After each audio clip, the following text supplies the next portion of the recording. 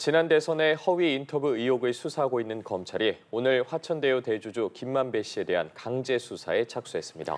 신앙림 전 언론노조위원장의 주거지 등을 압수수색한 지 닷새 만인데요. 취재기자 먼저 연결해서 들어보도록 하겠습니다. 김예림 기자. 네, 서울중앙지검은 오늘 오전부터 김만배 씨의 주거지와 사무실 등을 압수수색하고 있습니다. 김 씨는 허위 인터뷰를 대가로 뉴스타파 전문위원이었던 신앙림 전 언론노조 위원장에게 1억 6천여만 원을 건넨 혐의를 받습니다. 문제 인터뷰는 대선 사흘 전 인터넷 매체 뉴스타파가 김 씨의 목소리가 담긴 녹음 파일을 공개하면서 알려졌는데요. 윤석열 대통령이 검사 시절 김 씨와 박영수 전 특별검사의 부탁으로 부산저축은행 사건 수사를 무마해줬다는 게 요지입니다. 검찰은 이번 사건이 대통령 선거 주요 후보에 대한 허위사실 공표 사안이라며 사실상 대선 개입이라고 보고 있습니다.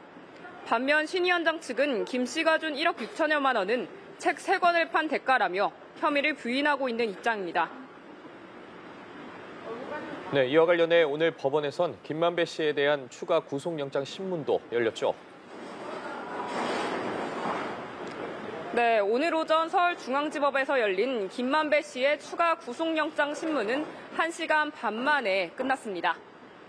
김 씨는 6개월 전 대장동 개발 과정에서 얻은 범죄 수익을 숨긴 혐의로 구속 기소돼 내일이면 구속기한이 만료됩니다.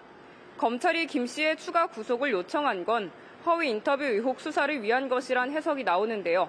실제로 검찰은 오늘 신문에서 증거인멸 우려 등 구속 필요성을 강조하며 허위 인터뷰 사건을 일부 언급하기도 했습니다.